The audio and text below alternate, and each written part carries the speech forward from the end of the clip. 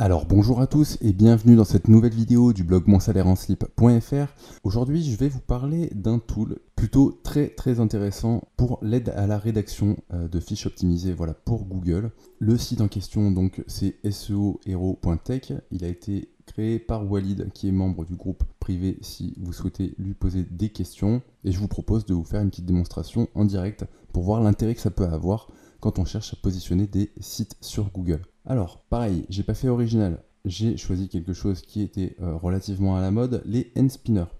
Donc l'idée en fait ici c'est que vous tapiez le mot-clé que vous cherchez à faire ranker sur Google, et vous le savez certainement, mais quand vous allez rédiger du contenu, la base de chez base, ça va être d'utiliser le mot-clé tout simplement end spinner dans votre contenu pour que Google puisse vous positionner dessus. Une fois qu'on a dit ça, on a posé les bases, mais à la fois on n'a rien dit. Parce que pour se positionner sur ce terme-là précisément, vous avez peut-être plusieurs centaines de milliers de pages qui vont utiliser ce terme-ci dans leur page de contenu, que ce soit dans les balises title, dans les balises H1, dans les balises encre, dans les balises P, enfin bref. À un moment donné, Google, il faut bien qu'il arrive à faire une segmentation finalement de chacune des URL pour déterminer quelle est la plus pertinente et quelle est celle qu'il va proposer dans le top 3 des positions dans son moteur de recherche. Et c'est là qu'intervient finalement cet outil pour finalement vous aider à déterminer qu'est-ce que va être un contenu de bonne qualité pour Google.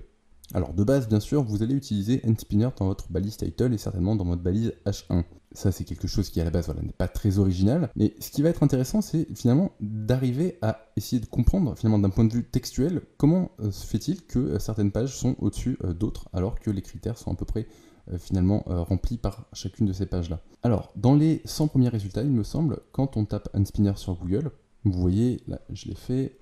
Ce qui va se passer en fait, c'est que le tool, la SEO Hero, va aller scraper chacune des URL sur ce terme-là, end spinner, et va aller manger l'intégralité des contenus sur ces pages, sur ces 100 premières pages.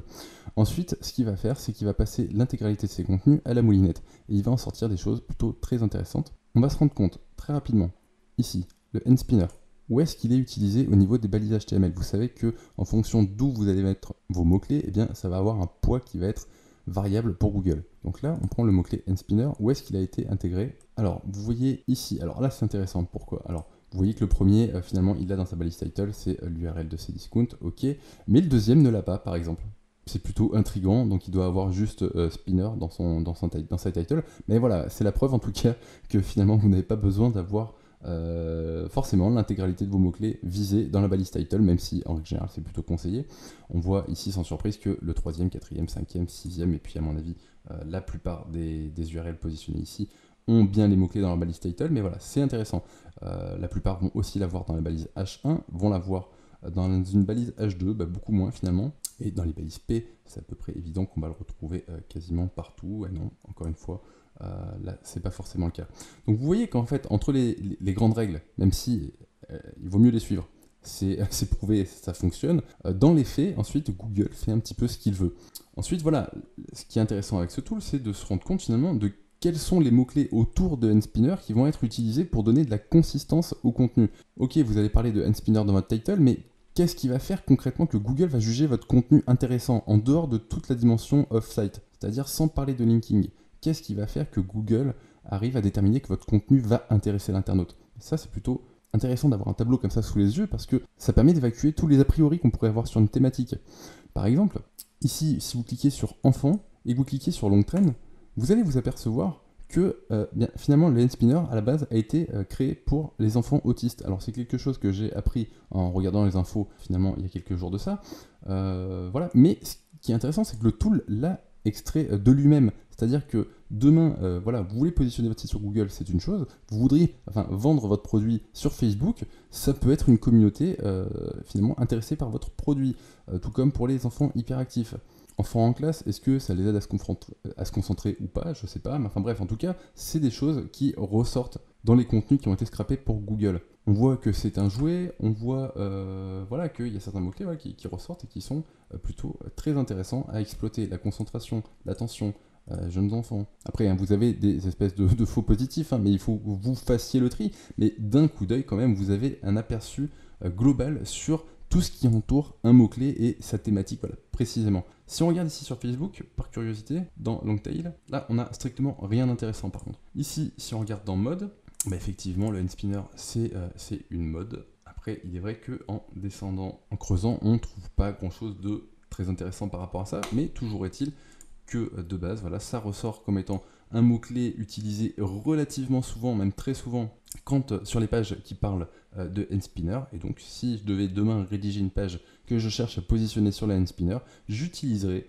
le mot spinner, le mot end, le mot mode, le mot jouer, le mot enfant, le mot site, le mot jeu. Voilà, c'est des choses qui sont très intéressantes pour donner vraiment une consistance, au-delà de donner de la quantité à Google, donner une consistance, j'ai envie de dire sémantique, à votre page. Les backlinks viendront ensuite faire le reste du travail.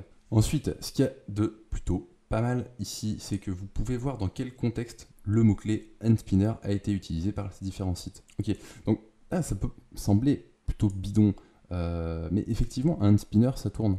Et donc, Google s'attend à ce que quand vous parliez de handspinner sur une page qui cherche à évaluer finalement, il va s'attendre à trouver le mot-clé tourne. Voilà, un handspinner ça tourne et plusieurs pages bien positionnées le disent. Donc demain, si vous voulez bien vous positionner sur Google, il faut que votre page utilise, alors c'est pas blanc ou noir, hein, mais moi j'aurais tendance à utiliser voilà, le fait à dire que le handspinner tourne de façon textuelle, de façon à ce que Google fasse un lien entre tous ces termes. Voilà, on retrouve ici tournant. Vous voyez tout à l'heure, donc on parlait de handspinner, mais apparemment le fidget c'est un mot qui est relativement corrélé au handspinner, je ne sais pas ce que c'est. Et voilà. Dans tous les cas, ça vous permet de contextualiser l'endroit où a été trouvé le mot-clé handspinner, et ça vous donne pareil tout un tas d'indications qui sont très intéressantes. De la même manière, si demain vous cherchiez à rédiger du contenu de façon ultra simple, sans vous prendre la tête, il vous suffirait finalement de piocher quelques-unes des phrases ici, voilà, qui ont toutes quasiment du sens, ok, et juste de faire une petite reformulation, voilà, de sorte à pas tomber dans le duplicate content à 100%, mais vous avez votre trame en fait. Et un texte comme ça à retoucher, c'est relativement rapide. Et ça reste intéressant pour l'internaute. Donc ici, hein, on l'a vu, hein, le spinner, ça a été utilisé dans 89% des textes scrappés. Ici, end pareil. Ici, mode dans 56% des pages. Jouer dans 55%, etc., etc. Ici, le end spinner en 2 mots. Si on fait long tail, vous devriez avoir tout un tas de mots-clés à viser qui sont dans une certaine mesure potentiellement tapés. Voilà, ça ressemble quand même pas mal à de la suggest, même si ça n'en est pas dans le process. Voilà, spinner Batman, spinner pour le stress, spinner toy, and spinner lumineux. Voilà, c'est intéressant, ça pourrait faire presque l'objet d'une sous-niche. Ici, dans Directive, vous avez une version condensée finalement du mot-clé et dans son contexte. Voilà, pareil, ça peut donner tout un tas d'idées de mots-clés. Même si encore une fois, voilà, il faut que derrière vous fassiez un certain tri, mais voilà, ça donne quand même vraiment de la matière pour travailler ces contenus et rendre ces contenus surtout intéressants pour Google. Donc voilà, je vous encourage vraiment à utiliser ce tool par curiosité, voilà, pour voir un petit peu ce que ça donne. Vous verrez que vous aurez des surprises et que ça vous permettra d'étoffer vos contenus et de les rendre intéressants pour Google de façon très très simple. C'est vraiment un très bon tool et en plus il est gratuit, donc voilà, je vous encourage vraiment à tester. Je vous remercie pour votre écoute et je vous dis à très bientôt pour un prochain tuto sur le blog monsalaireenslip.fr.